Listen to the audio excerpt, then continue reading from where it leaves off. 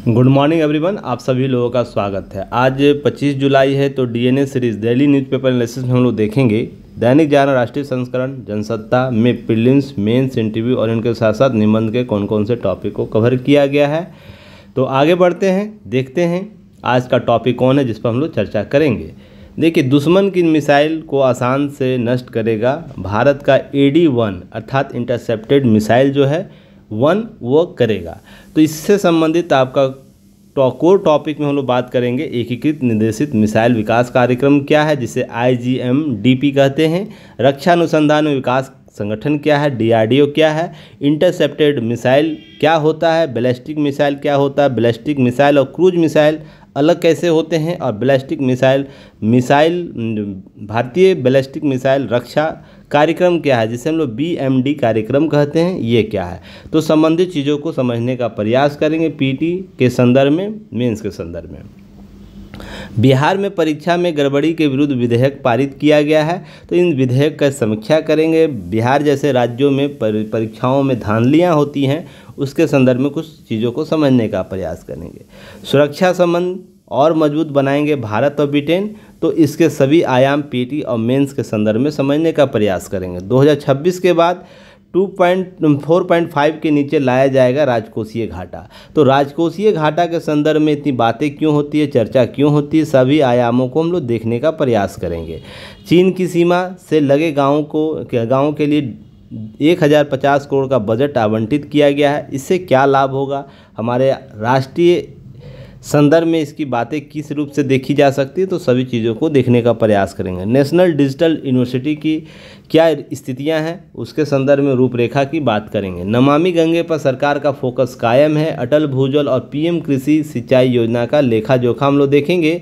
फिर बैंकॉक में श्री कृष्ण की कालिया मर्दन की 10वीं और 11वीं सदी की मूर्ति लौटी है, तो इसके हम लोग PT एस्पेक्ट समझने का प्रयास करेंगे। फिर संघाई सहयोग संगठन में शामिल सदस्य देशों ने पहला संयुक्त आतंकवादी रोधी अभ्यास किया है, तो इसके मायने हम लोग समझने का प्रयास करेंगे। नई रणनीतियाँ तय की जा रही है, उसके संदर्भ में चर्चा करेंगे। साथ ही देखेंगे कोर पॉइंट में संघाई सहयोग संगठन अर्थात SCO क्या है, इसके वर्तमान स्थिति को समझने का प्रयास करेंगे। अंतर्राष्ट्रीय ओलंपिक समिति का फैसला है, फ्रांस में 2030 का और अमेरिका में 2034 का मेजबानी करेगा अर्थात ओलंपिक का। तो 2 PT फैक्ट आपको यहाँ से मिल गए हैं, तो चीज़ों को समझने का प्रयास करेंगे। आज के संपादकीय में देखेंगे बजट से आगे की चुनौतियां क्या हो सकती है, चुनौती किस रूप से उभरेगी, सभी तथ्यों की जांच करेंगे। नियंत्रण में रहा राजकोषीय घाटा, तो राजकोषीय घाटा संबंधित सभी आयामों की चर्चा करेंगे। चलिए आगे बढ़ते हैं, देखते हैं। तो लाइक शेयर सब्सक्राइब जरूर कीजिएगा, युक्ति आई इसको सपोर्ट कीजिएगा। इस बार कोड को स्कैन कर गूगल स्कैनर से आप ऐप डाउनलोड कर सकते हैं हमारा, या तो कमेंट सेक्शन डिस्क्रिप्शन बॉक्स में आपको क्या दिया रहता है, लिंक दिया रहता है ऐप डाउनलोड करने का, उस लिंक से भी आप डाउनलोड कर सकते हैं। टेलीग्राम चैनल ज्वाइन कर सकते हैं और वेबसाइट विजिट कर सकते हैं www.yuktiais.in पर। साथ ही साथ आप सब्सक्राइब के साथ साथ बेल आइकन को जरूर दबाइए ताकि सभी नोटिफिकेशन आप तक पहुँचे।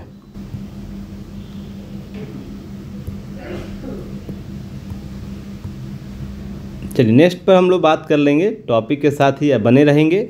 देखिए, AD मिसाइल जो है इंटरसेप्टेड मिसाइल जो DRDO के द्वारा विकसित किया गया, उड़ीसा के तट से इसे सफल परीक्षण किया गया है। तो रक्षा क्षेत्र में भारत आत्मनिर्भरता की दिशा में लगातार बढ़ रहा है। ये सब कॉन्सेप्ट आपको लगातार पूछे जाएंगे। चांदीपुर में अब्दुल कलाम द्वीप स्थित लॉन्च पैड से इसे क्या किया गया, पृथ्वी 2 न्यूक्लियर बैलिस्टिक मिसाइल से टारगेट के रूप में दागी गई। तो देखिए 2-3 चीज़ें याद रखना है। पहले तो PT फैक्ट के रूप में कहाँ से इसे लॉन्च किया गया है, तो आपको 2-3 चीज़ें याद रखनी है। उड़ीसा से, उड़ीसा के समुद्री तट से, जहाँ पर हम जिसे क्या कहते हैं चांदीपुर में अब्दुल कलाम द्वीप है, वहाँ से जो लॉन्च पैड वहाँ से लॉन्च किया गया है। अब ये पृथ्वी 2 के मिसाइल आपको जो हमारा बैलिस्टिक मिसाइल के श्रेणी में आता है उसके लॉन्च किया गया है। तो हम अग्नि जो पृथ्वी 2 क्या है उसके संदर्भ में हम चर्चा करेंगे, यह किस तरीके से डेवलप किया गया है। फिर उसके बाद आपको ध्यान रखना है कि इंटरसेप्टेड मिसाइल क्या है, ये सब कॉन्सेप्ट आपको ध्यान में रखना है। अब स्वदेशी नियंत्रण प्रणाली में किया जा रहा है लेस, तो भारत सरकार लगातार अपने क्षमताओं में वृद्धि कर रही है। AD-1 मिसाइल का लक्ष्य सटीक रूप से मार्गदर्शक के रूप में कार्य कर रहा है। इसमें इसकी गति लगभग 5367 किलोमीटर प्रति घंटा है। तो मुझे मैक क्षमता आप बताइएगा कमेंट सेक्शन में, मैक क्षमता क्या होता है। और भारत ने अब तक कितने मैक क्षमता के मिसाइल डेवलप कर रखे हैं, ये सब मैंने पहले भी आप लोग को क्वेश्चन में, पहले भी एनालिसिस में बताया है। तो आपको कमेंट सेक्शन में ज़रूर बताइएगा। जिन लोगों को नहीं पता है गूगल पर ज़रूर सर्च कीजिए, रीज़न उसके पीछे ना 1-2 चीज़ें सर्च कीजिएगा, अतिरिक्त जानकारियाँ प्राप्त होंगी। अब देखिए भारत का मिसाइल क्षमता कौन क्या क्या है, इसके बारे में एक चार्ट दिया गया, इसको ज़रूर याद कीजिएगा। हालांकि मैंने पहले भी लेक्चर में पहले भी चीज़ों को ये सब चीज़ें स्पष्ट कर रखा है, पर आप लोग लगातार जब नज़र से गुजरता है तो उसे याद कर लीजिए, बार बार इसे देखने की आवश्यकता नहीं होगी। अग्नि 1 की मारक क्षमता कितना है, 1200 किलोमीटर। अग्नि 2 का मारक क्षमता 35 को। अग्नि 3 का मारक क्षमता 5000। अग्नि 4 4000। फिर अग्नि 5 8000, जो अपग्रेडेड है। नहीं तो पहले क्या होता था, अग्नि 2 का मतलब था 2000 किलोमीटर, अग्नि 1 का 1000 किलोमीटर, अग्नि 3 का 3000 किलोमीटर, अग्नि 5 का 5000 किलोमीटर रेंज था सर आपको इसके अनुसार। पर अपग्रेड जब हो गया है तो इसकी मारक क्षमता बढ़ी है, ठीक है ना। तो इसके अपडेट को आपको देख लेना है। ब्रह्मोस 500 किलोमीटर, धनुष जो हमारा मिसाइल है वो आपको 400 किलोमीटर, निर्भय 1000 किलोमीटर, प्रहार 150, पृथ्वी 1 150, पृथ्वी 2 350, जो आपको चीज़ों को ध्यान रखना है। अब है कि सौर्य, इसका कितना, सौर्य जो मिसाइल हमारा है वो 3500 किलोमीटर है। तो इस तरीके से आप देखेंगे हम इन प्रकार के मिसाइल क्षमता को डेवलप किए हुए हैं। तो यहाँ पर ध्यान रखना है 2-3 चीज़ों का हमारे पास। देखिए सबसे पहले ध्यान रखना है कि हमारा रक्षा जो DRDO है वो क्या है। तो ही आगे हम बात करें तो 1 जनवरी 2023 को यह अपना क्या हुआ, 65वां स्थापना दिवस मनाया। तो यह इस तरीके से इस वर्ष का क्या होगा, 66वां दिवस मनाया। पर 65वां ही क्यों लिखा हूँ, क्योंकि आपको 55, 50 इस तरीके के स्थापना दिवस से भी प्रश्न पूछे जाते हैं। तो इसलिए इसे ध्यान रखिएगा आप लोग। यह रक्षा का जो रक्षा अनुसंधान विकास जो कार्यक्रम है, विंग है, उसके तौर पर काम करता है, जिसका लक्ष्य भारत में अत्याधुनिक रक्षा प्रौद्योगिकियों को सशक्त बनाना है। इसकी स्थापना वर्ष 1998 में रक्षा विज्ञान संगठन जो DSO है के साथ भारतीय रक्षा तकनीक विकास प्रतिष्ठान अर्थात TDES के साथ मिलाकर तकनीकी विकास और उत्पादन निर्देशालय, जिसे हम लोग TDP कहते थे, इसके संयोजन अर्थात 3 संगठनों को मिलाकर DRDO की स्थापना की गई है। सबसे पहले याद रखना TDES प्लस आपको देखिए TDP 2 संस्था हो गया, और एक DSO प्लस DSO कर देना है। ये 3 संस्था को मिलाकर DRDO का निर्माण कब किया गया, 1958 में। फिर इसके बाद कार्य क्षेत्र इसके आप लोगों को पता है, हल्का लड़ाकू विमान, तेजस जैसे अग्नि, पृथ्वी जैसे श्रृंखलाओं का निर्माण करना, पिनाक जैसे वायु रक्षा प्रणाली, आकाश जैसे रडार और इलेक्ट्रॉनिक युद्ध प्रणाली विकसित किया है। इस तरह भारत के सैन्य शक्ति को यह बढ़ावा दे रहा है जब से मेक इंडिया प्रोग्राम चलाया गया, और भी बेहतर उपलब्धियां हासिल की गई इनके द्वारा। अब है कि नेक्स्ट हम बात करेंगे इसी के संदर्भ में, एकीकृत निर्देशित मिसाइल विकास कार्यक्रम क्या है, जिसे हम लोग शॉर्ट फॉर्म में क्या कहते हैं, IGMDP। इसका उद्देश्य है मिसाइल प्रौद्योगिकी को उन्नत करना, आत्मनिर्भरता को हासिल करना, ये सब बातें की जाती है। इससे भारत सरकार द्वारा 1983 में अनुमोदित किया गया और मार्च 2012 में इसे पूरा किया गया। तो ये चीज़ें आपको याद होनी चाहिए, इस तरीके से चीज़ों को समझने का प्रयास कीजिए। इसके तहत पटना कॉन्सेप्ट आप याद रखिएगा, मैं आप लोगों को शॉर्ट फॉर्म दीजिए, जिसमें 5 मिसाइल कार्यक्रम चलाए जा रहे हैं, जिसमें सभी का नाम आपको देखने को मिल जाएगा। पहला है पृथ्वी मिसाइल श्रेणी, जिसमें सतह से सतह मारक क्षमता वाले कम दूरी वाले बैलिस्टिक मिसाइल डेवलप किए जाएंगे। इसलिए पृथ्वी श्रेणी के जितने भी मिसाइल है 1, 2, 3 आपको देखेंगे 150 से लेकर 250 के रेंज के ही मिल रहे होंगे, या इसके अप्रॉक्स। अग्नि सतह से सतह मार क्षमता करने वाले मध्यम दूरी के बैलिस्टिक मिसाइल है, इसलिए 1, 2, 3, 4 नाम के सीरीज से 6 भी आने वाला है। तो बातें समझिएगा, 1, 2, 3, 4, 5 जो मध्यम दूरी की मिसाइलें हैं। फिर इसके बाद त्रिशूल, जो सतह से आकाश में मार करने वाली सक्षम कम दूरी की मिसाइल है, अर्थात कम दूरी की ही मिसाइल होंगी यह। फिर नाग तीसरी पीढ़ी की टैंक भेदी मिसाइल है, जिसे टैंक आपसे भेदा जाता है।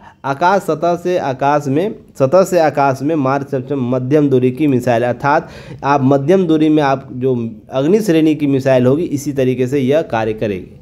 अब आगे हम बात करेंगे, देखिए इंडिया का जो जितना मिसाइल कॉन्सेप्ट है वो अगर हम दिल्ली से इसे छोड़ेंगे तो वो कितने रेंज में कितने महाद्वीपों तक कर सकता है। तो पी का देखिए इस सीरीज में नाम लिखिए, पृथ्वी श्रेणी का जो है वो कितने है, लगभग 150 किलोमीटर रेंज का हमारे क्षेत्र से बाहर से, जिसमें पाकिस्तान का अप्रोक्स एरिया आएगा, चीन का कुछ क्षेत्र आएगा, म्यांमार तक हम लोग पहुँच सकते हैं इसके माध्यम से। अग्नि के सीरीज से, सॉरी पृथ्वी के सीरीज से। उसके बाद 2 ब्रह्मोस मिसाइल, हमारे पास ब्रह्मोस मिसाइल है। तो 20 श्रेणी हमारा पूरा ब्रह्मोस पूरा जो भारतीय उपमहाद्वीप है उसको कवर करता है, इसलिए ब्रह्मोस बड़ा खतरनाक मिसाइल आपको श्रेणी माना। ब्रह्मोस जो सुपरसोनिक मिसाइल के तौर पर ध्यान रखिएगा, 300 किलोमीटर रेंज तक मार करेगा।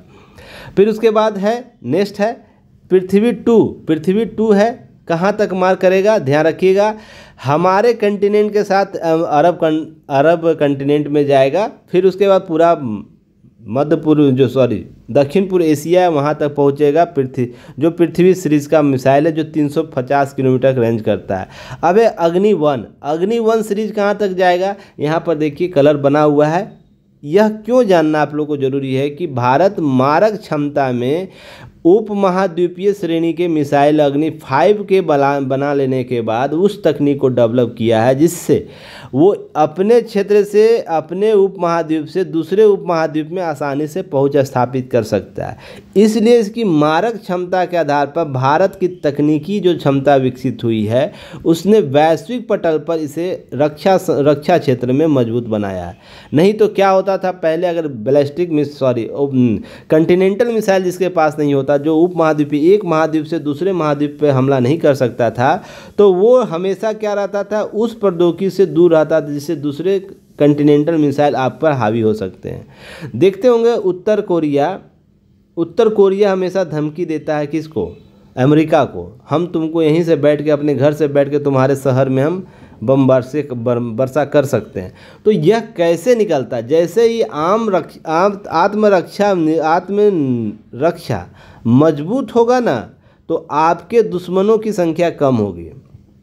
जो आपको बार बार क्या आंख दिखाने वाले दुश्मन होते हैं ना, वो सब कम होगी। रीज़न उसके पीछे उसको पता होगा कि अगर अग्नि 5 अगर मिसाइल छोड़ा जाता है भारत के द्वारा, तो हम अफ्रीका, यूरोप, पूरा मध्य इसमें आपको शामिल हो जाएगा, रसिया तक के आधा क्षेत्र इसमें शामिल हो जाएंगे। ध्यान रखने की आवश्यकता है, भारत इसी तकनीक के साथ इन सब चीज़ों को कर रहा है ताकि हम आत्मरक्षा बेहतर तरीके से कर सकें और हमारे जो पड़ोसी मुल्क जो बार बार आंख दिखाते हैं वो थोड़ा सा शांत बैठे रहें। ठीक है, चलिए इंटरसेप्टेड मिसाइल क्या होता है, तो ये एक इंटरसेप्टेड मिसाइल एक एंटी बैलिस्टिक मिसाइल है जिसे दुश्मन देश की इंटरमीडिएट रेंज और अंतर महाद्वीपीय बैलिस्टिक मिसाइल जिसे इंटर कॉन्टिनेंटल बैलिस्टिक मिसाइल कहते हैं, ICBM। अर्थात भारत का जो अग्नि 5 उसी तरह किसी एक देश का, अन्य देश का भी अग्नि 5 सीरीज का जो 5000 से अधिक किलोमीटर तक का बैठे बैठे मारेगा, तो ऐसे मिसाइलों को क्या करेगा,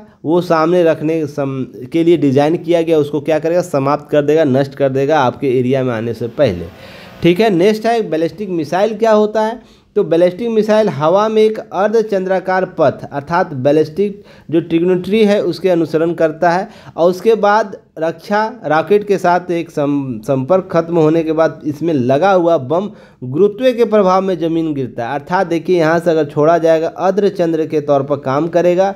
बैलिस्टिक मिसाइल और एक गुरुत्वाकर्षण बल के तहत अपने टारगेट को क्या करेगा, फिक्स करता है। तो ध्यान रखिएगा, निशाना लगा कर छोड़ दिया जाएगा और उस निशाने पर जाएगा। तो यहाँ पर 2 कॉन्सेप्ट याद रखना, एक अर्धचंद्राकार पथ और दूसरा गुरुत्व बल के प्रभाव में ये काम करता है। क्लियर है, इसलिए इसे एक बार प्रक्षेपित करने के बाद इनके लक्ष्य पर कोई नियंत्रण नहीं होता। ध्यान रखिएगा, बहुत से ऐसे मिसाइल होते हैं उसके लक्ष्य को टारगेट करके छोड़ दिया जाए, फिर भी उसे क्या किया जाता है, इंटरसेप्ट किया जा सकता है, उसे रोका जा सकता है या उसके पथ में परिवर्तन किया जा सकता है।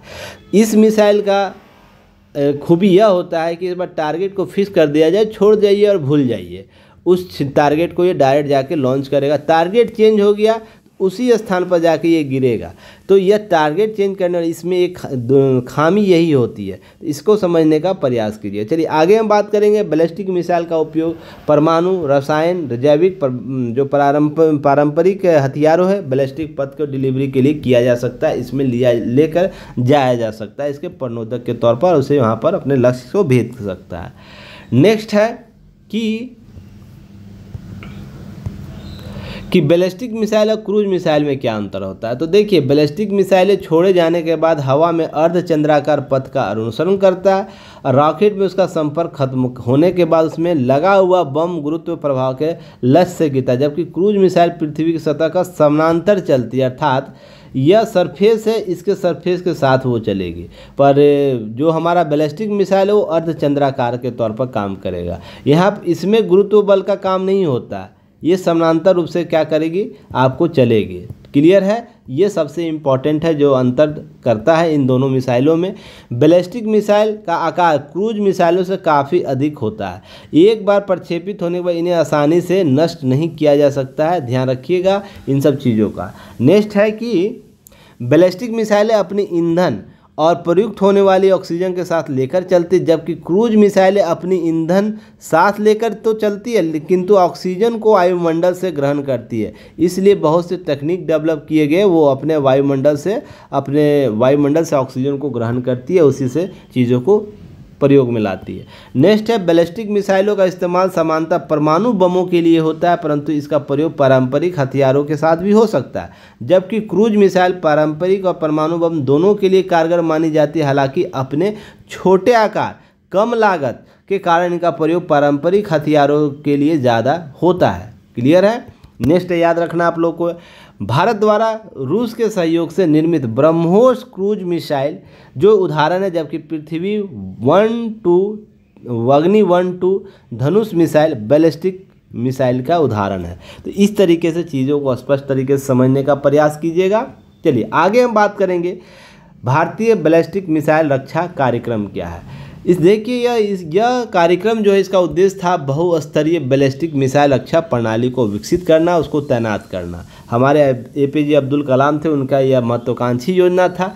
अब है कि इस BMD सिस्टम में 2 इंटरसेप्टेड मिसाइल शामिल थे, जिसमें पृथ्वी डिफेंस व्हीकल, यह वायुमंडल से बाहर था, एक्सो जो एटमॉस्फेयर है उसमें जाकर, अथवा पृथ्वी से 50 से 150 किलोमीटर ऊंचाई के लिए इंटरसेप्टेड मिसाइल है। यह मौजूदा पृथ्वी वायु रक्षा प्रणाली जो प्रद्युम्न जिसको बोला जाता है का स्थान लेगा, जिसका अधिकतम सीमा 80 किलोमीटर है। तो ध्यान रखिएगा, जो हमारा पृथ्वी डिफेंस सिस्टम है वो क्या करेगा, हमारे वायुमंडल के जो पृथ्वी भारत का वायुमंडल जो हमारा होगा उसके वायुमंडल की सुरक्षा करेगा, जिसमें बाहर से कोई भी मिसाइल क्या किया जाता है, लॉन्च किया जाता है, तो उसको रोका जा सकता है, उसको नष्ट किया। जैसे इजराइल के द्वारा डोम सिस्टम है ना इजराइल का, उस तरीके से काम करेगा। ठीक है ना, इस तरीके से याद रखना आप लोग को।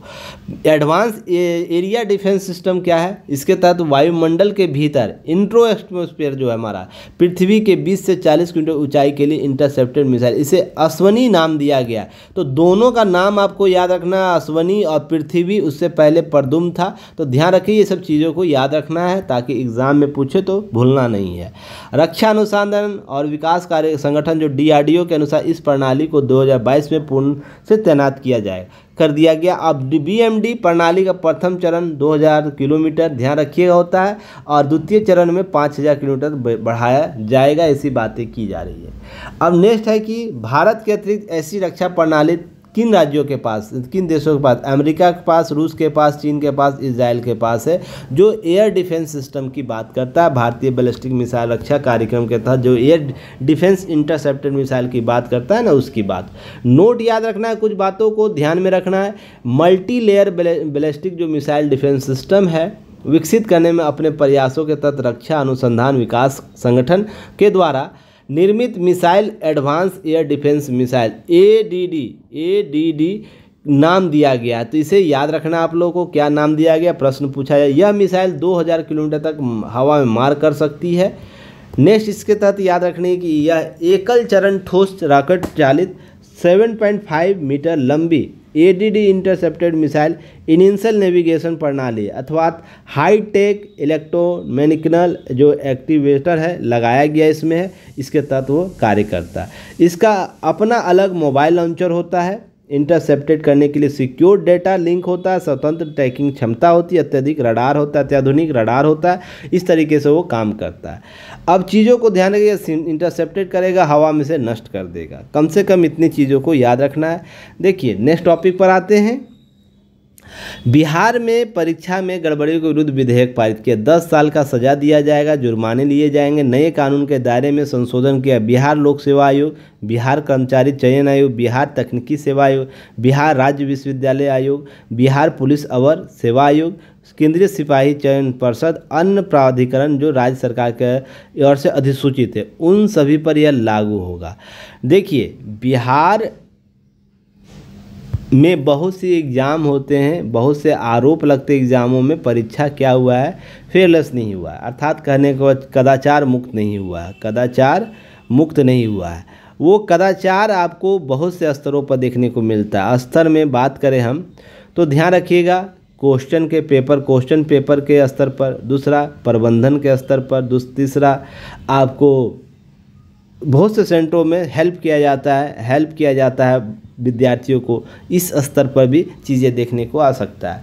देखिए इसमें जो प्रावधान है, मुझे जहाँ तक लगता है कानून व्यवस्था को बनाना एक अच्छी प्रक्रिया है ताकि लोगों को डर भय लगे, पर मुझे उससे अच्छी बेहतर प्रक्रिया यह लगती है ना कि प्रशासनिक और राजनीतिक इच्छा शक्ति बढ़ाने की आवश्यकता है। राजनीतिक प्लस प्रशासनिक इच्छा शक्ति और जन सहभागिता आवश्यक है। रीजन उसके पीछे, उसके बाद इन सभी के साथ साथ जांच प्रक्रिया हमारी प्लस न्यायिक व्यवस्था तीव्र होनी चाहिए। मुझे जहां तक लगता है इसकी जब तक कमी रहेगी, आप कानून कैसे भी बना ले, घटनाएं होंगी ही होंगी। इसका एग्जाम्पल 2 एग्जाम्पल से मैं दूंगा। एक साइबर अपराध से, अपराध की घटना देखते हैं लगातार बढ़ता है, तो इन सभी की कमी होती है जिसके कारण साइबर अपराधी नेताओं के भी पैसा गायब कर देते हैं। जिसके सोच के देखिएगा, जमताड़ा इसके लिए विख्यात है, पश्चिम बंगाल का एरिया कुछ विख्यात है, और भी क्षेत्र विख्यात है, मुंबई का कुछ क्षेत्र है जहाँ पर ये सब चीज़ें की जाती है, होता है। अब ध्यान रखिएगा, दूसरा एग्जाम्पल यहाँ समझिएगा, महिला उत्पीड़न का मामला जब आपको निर्भया कांड हुआ था, उसके बाद कानून में कानून को मजबूत किया गया, पर उसके बाद घटनाओं की विभिन्नता देख सकते हैं, घटनाओं की जो विभिन्नता होती है उसको देख सकते हैं, कैसी घटनाएं घटी है। तो कानून तो ज़रूर लागू है, कानून बनाए गए, कानून के आधार पर सभी को सजाएं दे रही। जब तक हमारी प्रशासनिक जो मैंने बात की इच्छा शक्ति, राजनीतिक इच्छा शक्ति के साथ साथ जन सहभागिता और कानून प्लस जांच और न्याय की व्यवस्था तीव्र नहीं होगी, सशक्त नहीं होगी, हम इन सभी को ऐसे ही केवल अपने बहुमंजिली इमारत पर उन टिमटिमाती लाइटों के आधार पर देख सकते हैं, जहां पर सुंदर तो लगता है पर उसका प्रयोग हम नहीं कर पाते हैं। वो ज़रूर है लाइट की आवश्यकता, पर उसकी आवश्यकता को हम तभी समझ पाएंगे जब हम उसके करीब पहुंचेंगे। तो कॉन्सेप्ट को समझने की आवश्यकता है। जब भी बात करें हम संज्ञेय अपराध बना दे रहे हैं, पर संज्ञेय अपराध करने की तीव्रता को नहीं ला पा रहे हैं। जैसे ही अपराध आता है उसको फास्ट ट्रैक लगाइए, तुरंत उस पर सज़ा का प्रावधान लगाइए और उसको 10 साल की सज़ा दीजिए, उसके लिए कोई व्यवस्था प्रावधान नहीं होनी चाहिए। इससे हम पीढ़ियों को समाप्त कर रहे हैं, जो पीढ़ियाँ होती एग्ज़ाम दे रही हैं, उन पीढ़ियों को समाप्त कर रहे हैं। मान लीजिए एक बच्चा ग्रेजुएशन किया आया एग्ज़ाम देने, उस 2 पेपर दिया, दोनों पेपर लीक हो गया, उस पेपर की जांच चल रही है, उसकी कोई आवश्यकता नहीं है, अब चल रही है सॉरी, उसका 2 ईयर तो ऐसे ही बर्बाद हो गया। फिर उसके बाद 2-3 साल बाद फिर फॉर्म आता है। ऐसा नहीं कि हर महीने हर 6 महीने के बाद फॉर्म आ रहा है।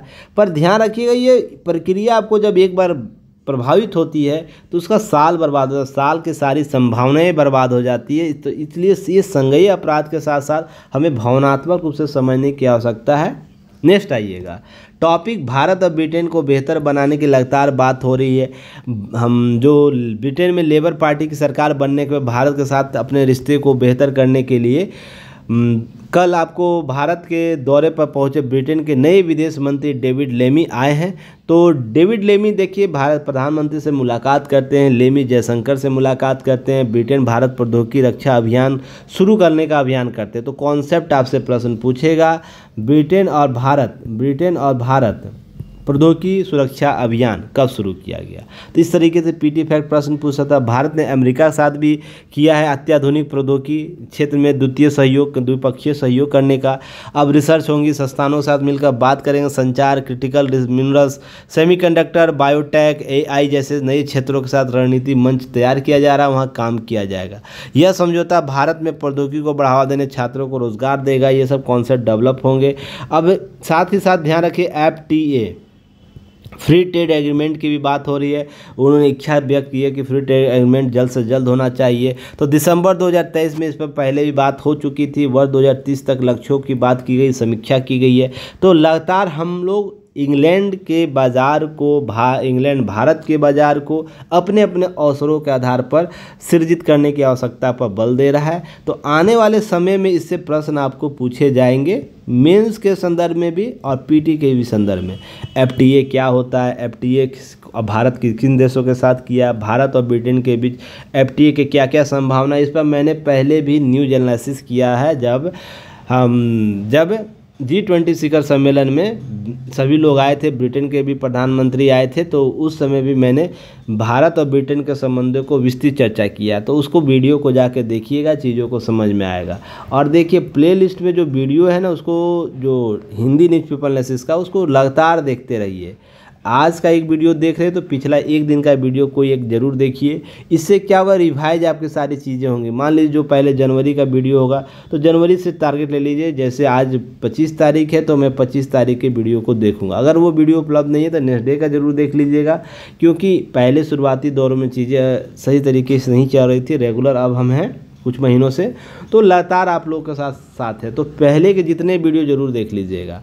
अब देखिए नेक्स्ट टॉपिक में GDP उधारी अनुपात घटाने पर होगा फोकस, अर्थात 2026 के बाद 4.5% के नीचे लाया जाएगा राजकोषीय घाटा। अब राजकोषीय घाटा बजट में बात हुई थी, मैंने आर्थिक समीक्षा में भी बात हुई थी, तो मैंने वहाँ पर एक कॉन्सेप्ट आप लोगों को बताया था ना, तो उसको जरूर जाके देख लीजिएगा। दोनों दिन का वीडियो जाके जरूर देखिएगा। राजकोषीय घाटा में कुछ बातें कर रखा है, तो उस वीडियो के साथ बस इसे ऐड कर लेना है। देखिए सरकार क्या कर रही है कि इस वर्ष 14.01 लाख करोड़ उधार लेगी और यह 2023-24 के मुकाबले 12,000 करोड़ रुपये कम है। हालांकि उधार कम ले रही है, पर इससे क्या होगा कि चीज़ें क्या हम कर सकते हैं। देखिए विदेशी या घरेलू उधारी को लेकर सरकार दीर्घकालिक रणनीति के बारे में विस्तार से बताते हुए कहा कि उधारी की सिर्फ राजकोषीय घाटे के साथ जोड़कर नहीं देखना चाहिए। मैंने भी कुछ दिन पहले ये कुछ बातें बोला था। राजकोषीय घाटा को आप केवल ऋण के तौर पर नहीं देखें या हम पर देनदारी है उसके तौर पर ना देखें। इसके लिए अन्य विकल्प है जिसमें हम क्या कर सकते हैं, इससे क्या लाभ ले सकते हैं, उसके संदर्भ में मैंने चर्चा किया था। उस वीडियो को जाकर जरूर देखिएगा, चीज़ें स्पष्ट हो जाएंगी। सरकार का उद्देश्य है कि 2026 तक के बाद हम राजकोषीय घाटा को कम करके GDP के मुकाबले हम इतना ले आएंगे 4.5%, जो तय मानक जो बनाए गए हैं उसके अनुसार होगा। अब है कि कुल व्यय में 19% हिस्से उधारी का ब्याज चुकाने जा रहा है, जबकि वित्त मंत्रालय अधिकारी से चिंता का विषय नहीं बताया। विपक्षी दलों के द्वारा ऐसी बातें की जा रही है।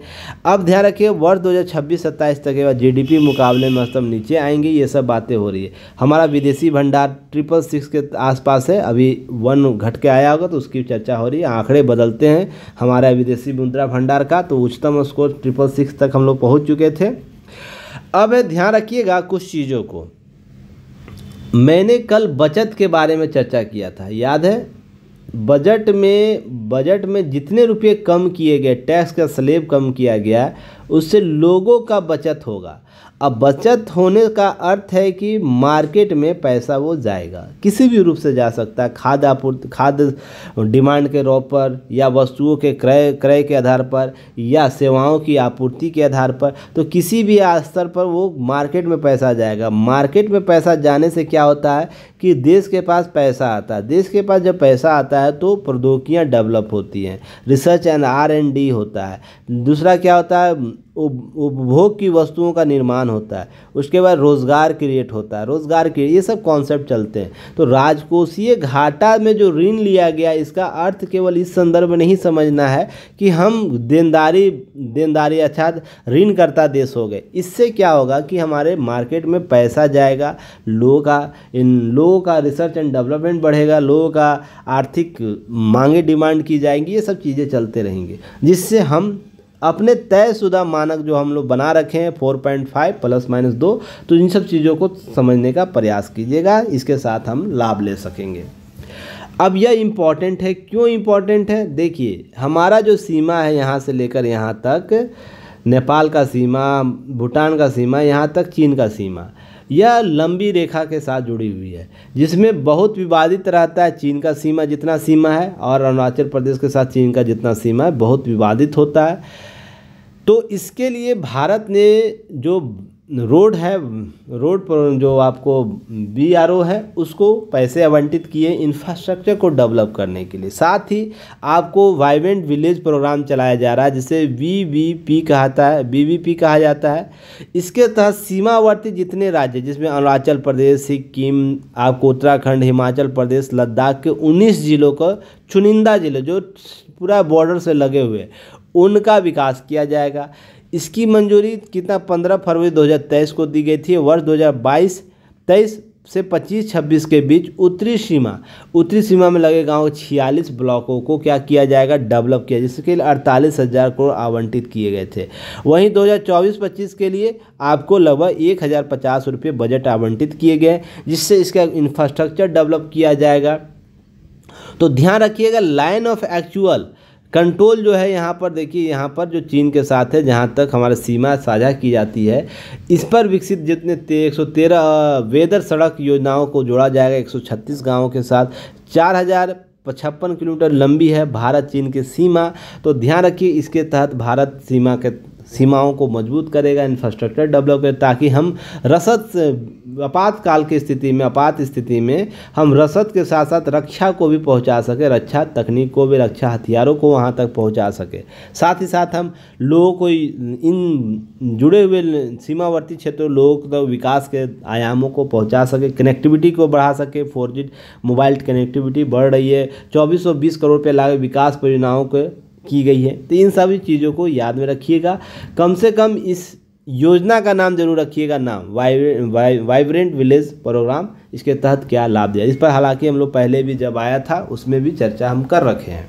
इन सब चीज़ों को ध्यान में रखना है। अब नेशनल डिजिटल यूनिवर्सिटी इसी साल आएगी अस्तित्व में, ऐसी बातें की जा रही थी। इससे लाभ क्या होगा? देखिए, 1814 करोड़ रुपये से आवंटित की गई पहली बार PM उच्च शिक्षा अभियान के लिए, जिसमें 50% क्रेडिट अंक हासिल करने वाले छात्रों को संबंधित विश्वविद्यालय में नेशनल डिजिटल डिग्री मिलेगी। यह प्रोग्राम चलाया जाएगा। अब देखिए, ऐलान केंद्र सरकार 2022 में की थी। 2023-24 सरकार अपने बजट में इसके गठन के लिए सिर्फ 4 करोड़ रुपये आवंटित किया है। लक्ष्य बड़ा है, लक्ष्य बहुत व्यापक तरीके से चीज़ों को देखिए। इसलिए मैं बोलता हूँ ना, कभी कभी AC रूम में बैठ के जब धरातलीय स्तर पर आपका नॉलेज को डीप नहीं कीजिएगा, तो क्या होता है कि आप योजनाओं के महत्व को नहीं समझ पाएगा। ये कॉन्सेप्ट इतना बेहतर था, बढ़ते साइबर अपराध, डीप फेक या इस प्रकार के नए नए कॉन्सेप्ट आए हैं, जहां पर हमें R&D करने की आवश्यकता है, रिसर्च एंड डेवलपमेंट करने की आवश्यकता है। AI के साथ जोड़कर हमें अन्य और भी क्षेत्रों को डेवलप करने की आवश्यकता है। तो नेशनल डिजिटल यूनिवर्सिटी में वो सारे संसाधन उपलब्ध कराए जाते हैं। पर ध्यान रखिएगा, सरकार इस मंशा को लेकर कितनी सशक्त है, इससे समझ में आता है। पहले 100 करोड़ रुपये आवंटित किए गए थे गठन के साथ ही, अभी 4 करोड़ अर्थात 104 करोड़ रुपये आवंटित किए गए। तो जो बदलते आवश्यकता के अनुसार अगर महत्वपूर्ण हो रही है तो उसको सशक्त करने की आवश्यकता है कि आने वाले 5 साल में डिजिटल अपराध कैसे बढ़ेंगे, डिजिटल तकनीक कैसे बढ़ेगी, लोगों की आवश्यकता कैसे बढ़ेगी, उसके लिए हमें और भी मजबूत होकर इसके साथ चलने की आवश्यकता है। तो इन सब चीज़ों को ध्यान में रखने की आवश्यकता है। नमामि गंगे पर सरकार का फोकस रहेगा। 945 करोड़ रुपये वृद्धि की गई आवंटित राशि में। मंगलवार को ध्यान रखिएगा जो बजट आया था उसमें नमामि गंगे मिशन के तहत, नमामि गंगे मिशन के तहत पिछली बार 2400 करोड़ रुपये आवंटित किए, लेकिन यह आवंटन 3345 करोड़ रुपये है। इस बार यह आवंटन इसको किया गया, तो ध्यान रखिएगा। तो इस बार का जो 3345 करोड़ है, इस मिशन तक 25,000 करोड़ से अधिक धनराशि की जा चुकी है। पर नमामि गंगे की स्थिति क्या है? देखिए, योजनाएं सरकार की बेहतर होती है जब तक जन सहभागिता नहीं बनता। जन सहभागिता नहीं बनता, राजनीतिक और प्रशासनिक शक्ति को धरातल पर नहीं उतारा जाता। बहुत से स्वच्छता अभियान चलाए थे, नो डाउट इसमें बहुत से पहले के जो स्वच्छता अभियान थे, स्वच्छता का स्तर था, उसमें बहुत सुधार हुआ है। पर हमें अपनी मौलिकता को और बढ़ाने की आवश्यकता है, सरकार के साथ प्रशासन को, प्रशासन के साथ साथ जनता को। तो जनता इम्पोर्टेंट है, जनता को नमामि गंगे योजना में आपको और भी व्यापक तरीके से भागीदार लेने की आवश्यकता है। सरकार बस वित्त दे सकती है, प्रबंधन करवा सकती है, पर अपने आस पड़ोस के क्षेत्रों को कैसे साफ रखनी, कैसे उसे अपने पर्यावरण अनुकूल बनाना, वो वहाँ की जनता निर्धारित करती। इसलिए नदी के बसे शहरों में ऐसे ट्रीटमेंट प्लांट होने चाहिए जिससे नदी प्रभावित ना हो, बहते जल प्रभावित ना हो। तो यहाँ के लोगों को चाहिए कि अपने घरों में पहले तो सीवेज प्लांट को क्या करना चाहिए, बेहतर करना चाहिए, जिससे 2 लाभ होंगे।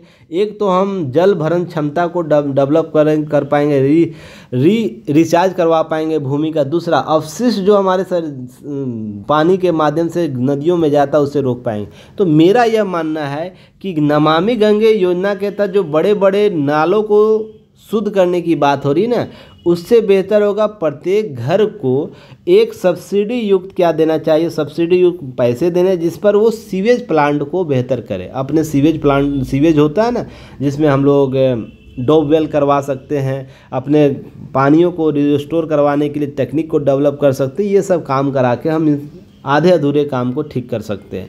जो सीधे डायरेक्ट गंगा में या यमुना में या जो हमारी 12 महीना पानी बहने वाली नदियों में इस प्रकार के कचड़े, इस प्रकार के अवशिष्ट जो प्रदूषित जल जाता है, उसे रोका जा सकता है। अब इसके बाद अटल भूजल और पीएम कृषि सिंचाई योजना लेखा जोखा यहाँ पर दिया गया, तो इन्हें ज़रूर आप लोग देख लीजिएगा, यहाँ से चीज़ों को स्पष्ट करने का प्रयास कीजिएगा। ये सब लेखा जोखा आपको आवश्यकता होगी आने वाले समय में। चलिए नेक्स्ट बात करेंगे। नमामि गंगे 2014 में शुरू किया गया था, प्रधानमंत्री की महत्वाकांक्षी योजना है। चलिए एक क्वेश्चन पहले बताइएगा, 11वीं सदी का अर्थ क्या होता है, और 11वीं सदी और 10वीं सदी का अर्थ क्या होता है। 11वीं सदी का महत्वपूर्ण राजा कौन था, शासक कौन था, बताइएगा। 10वीं सदी का महत्वपूर्ण शासक कौन था। आप बहुत से शासक का नाम लिख सकते हैं, पर मुझे चाहिए इसलिए कि आपको इसकी नॉलेज होनी चाहिए। अब यहाँ पर इस मूर्ति को देखिए, बैंकॉक से लाया गया। कालिया मर्दन जो हमारी दंत कंताओं में हमारे जो सनातन धर्म के जो पवित्र लेख है, अभिलेख है, उसमें इसकी चर्चा मिलती है। साथ ही साथ फतेहपुर सीकरी में भगवान विष्णु की मूर्ति मिली है। तो ये जो टीमें हैं, इसको 2 अलग अलग तरीके से समझने की आवश्यकता है। इसको देख लीजिएगा, यहाँ से प्रश्न पूछे जा सकते हैं। क्लियर है? चलिए अब आगे बात करेंगे। पहला संयुक्त आतंकवाद रोधी अभ्यास किया गया संघाई सहयोग संगठन के द्वारा, SCO के द्वारा। तो देखिए इस देश में कौन कौन है। 10वां सदस्य अभी हाल ही में बेलारूस बना है, 10वां सदस्य जो 2024 की बैठक हुई उसमें। अब इसमें चीन, Bharat, Iran, Kazakhstan, Kyrgyzstan, Pakistan, रूस, ताजिकिस्तान, उज्बेकिस्तान शामिल है।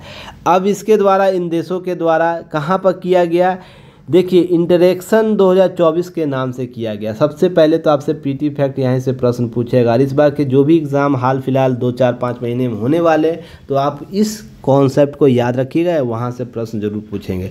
अब SCO से पूछे या तो इस संयुक्त अभ्यास से पूछे, पर SCO या से जुड़े हुए प्रश्न जरूर होंगे, आपको याद रखिएगा। अभी मैं गेस कर दे रहा हूँ, जरूर आएंगे। अब ध्यान रखिएगा, आतंकवादी समूहों के उन्मूलन जैसे विशेष अभियानों पर ध्यान केंद्रित किया गया। इसके लिए कहाँ किया गया, याद रखिएगा, यहाँ पर उत्तर पश्चिमी चीन के झिंजियांग उइगर स्वायत्त क्षेत्र में इसका संयुक्त अभ्यास किया गया। जहाँ पर उइगर मुसलमान की चर्चा होती है ना हर बार, वहाँ उसी क्षेत्र में किया गया। तो इसके लिए इंटरेक्शन 2024 नाम दिया गया है। तो इसके लिए ग्लोबल टाइम्स में मुताबिक आतंकवादी खतरे अक्सर दूसरे देशों तक पहुँच सकते हैं, दुनिया इससे अछूती नहीं रही, इसलिए आतंकवाद विरोधी अभियान सदस्य देशों की क्षमताओं का अंतर संचालन करने की आवश्यकता है। आतंकवादी समूहों के उन्मूलन के लिए साझी रणनीति बनाने की आवश्यकता है। ऐसी बातें की जा रही है। 2 PT फैक्ट याद रखिएगा। उसके अतिरिक्त मैं कुछ बातें आप लोग को बता रहा हूँ। भारत कजाकिस्तान के अस्थाना में आयोजित शंघाई सहयोग संगठन SCO के राष्ट्राध्यक्षों की परिषद में 64वीं जो बैठक है भाग लिया। हाल ही में जो किया गया, कब किया गया था, डेट के साथ मुझे कमेंट सेक्शन में बताइएगा। जो SCO का 24वां जो बैठक हुई कहाँ की गई। अब ध्यान रखिएगा, इसमें कौन गया था ये भी बताने की आवश्यकता है। भारत का प्रतिनिधित्व कौन किया था, प्रधानमंत्री या कोई और किए थे, कमेंट सेक्शन में जरूर बताइएगा। PT फैक्ट में यह प्रश्न पूछ सकता है, इस बार का 24वां बैठक कहाँ हुआ था, अस्थाना, याद रखिए कजाकिस्तान के अस्थाना में हुआ था। अगर अस्थाना घोषणा भी आया, जिसमें याद रखिए 24वें अस्थाना घोषणा के तहत अस्थाना घोषणा अपनाए, जिसमें ऊर्जा, सुरक्षा, व्यापार, वित्त, सुरक्षा सूचना 25 रणनीतिक समझौते को स्वीकृति गई है। तो आपको मेंस में यहाँ से प्रश्न पूछे जा सकते हैं। याद रखिएगा, मेंस का जब एग्जाम होगा, अभी UPSC मेंस का होगा, तो यहाँ पर ध्यान रखिएगा प्रश्न यहाँ से पूछे जा सकते हैं। SCO के 25 रणनीतिक समझौते के तहत अस्थाना घोषणा कितना भारत के संदर्भ में हितकारी होगा, ये सब चीज़ें प्रश्न आपसे पूछे जा सकते हैं। अभी बेलारूस 10वां सदस्य बना है। तो SCO क्या है, SCO की स्थापना 1996 में शंघाई 5 से हुई, जिसमें चीन, रूस, कजाकिस्तान, किर्गिस्तान, ताजिकिस्तान देश शामिल था। भारत इसका संस्थापक सदस्य नहीं था। ध्यान रखिएगा, प्रश्न आपसे पूछा जा सकता है। अब ध्यान रखिएगा, 2001 में शंघाई में हुई बैठक में उज्बेकिस्तान इसका 6ठा सदस्य बना। उसके बाद बातें की गई, अंतर्राष्ट्रीय व्यापार की बात हो रही थी, अर्थव्यवस्था, राजनीति, अनुसंधान, प्रौद्योगिकी की बात हुई, संस्कृति प्रभाव की बात हो रही थी, अंतर सरकारी राष्ट्रीय संगठन की बात हो रही। चलिए कमेंट सेक्शन में बताइएगा भारत इस संगठन में कब जुड़ा। अभी आगे मैं बताऊंगा, फिर भी आप लोग कमेंट सेक्शन में पहले ही बता दीजिएगा। अब ध्यान रखिएगा, चार्टर जो इसका 2002 में हस्ताक्षर किए गया और 2003 में से लागू किया गया। तो इसे याद रखिएगा, यहाँ से प्रश्न आपसे पूछे जा सकते हैं। 2017 में भारत और पाकिस्तान इसमें शामिल होता है, तो इसके सदस्य बने हैं। तो यह कहाँ था, 7वां हो गया, 8वां हो गया, 9वां हो गया। अब 10वां कौन होगा, 10वां आपको बेलारूस बना, आपको 10वां सदस्य। ईरान 23 में आपको बेलारूस 10वां सदस्य बन गया। SCO का सचिवालय बीजिंग में है। ध्यान रखिएगा, प्रश्न आपसे पूछा जा सकता है।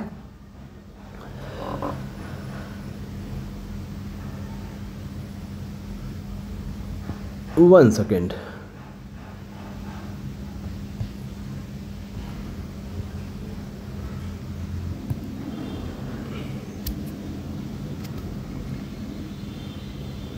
चलिए, कुछ प्रश्न है जो प्रीवियस ईयर में पूछे गए हैं, इसको देखने की आवश्यकता है। जिसमें क्षेत्रीय व्यापार, आर्थिक भागीदारी शब्द अक्सर समाचार पत्रों में उन देशों के समूहों के मामलों में संदर्भित है, दिखाई देता है, जिनका नाम जाना जाता है। UPSC 2016 में पूछा है, G20, ASEAN, SCO, SAARC, तो इसमें SCO के नाम से जाना जाता है। एक प्रश्न है जो आपको दिया गया था प्रीवियस ईयर क्वेश्चन में आया था, कथन 1, भारत और पाकिस्तान 2017 में शंघाई सहयोग संगठन का सदस्य बना। अगास्ता जो है, अगाबात समझौता SCO से संबंधित है, क्या यह कथन सही है। कथन 3, SCO का मुख्यालय चीन के बीजिंग में स्थित है, क्या यह कथन सही है।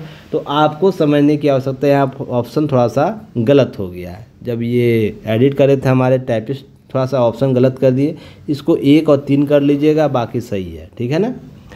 तो केवल 1 है, केवल 1, 2 है, केवल 1 और 3 है, 1, 2, 3 है। तो सही उत्तर क्या इसका होगा, कमेंट सेक्शन में बताइएगा आप लोग, ठीक है। चलिए, अगाबात समझौता को क्या है, इसके बारे में भी आप लोग कमेंट सेक्शन में जरूर बताइएगा। चलिए नेक्स्ट बात करते हैं।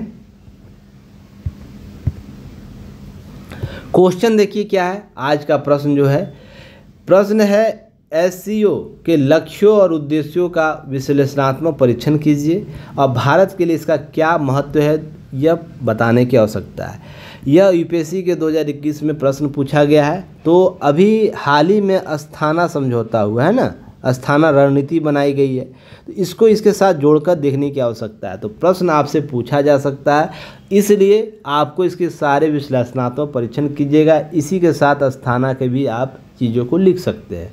केवल 250 शब्दों में लिखने का प्रयास कीजिएगा। इसका उत्तर कहाँ भेजना है, ऐप डाउनलोड कर लीजिएगा, युक्ति है इसका ऐप। जो लोग नहीं डाउनलोड किए हैं, जिनका डाउनलोड है उनको पता है, एक ऐप पर कम्युनिकेशन ग्रुप है, वहाँ पर ही भेजिएगा आप लोग सारे अपने उत्तर लिख के। चलिए आगे बात करेंगे।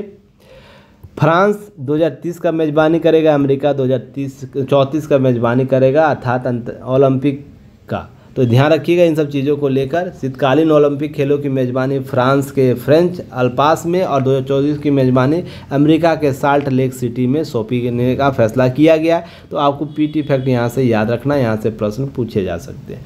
चलिए फिर कल हम लोग मिलते हैं, तब तक के लिए धन्यवाद, जय हिंद।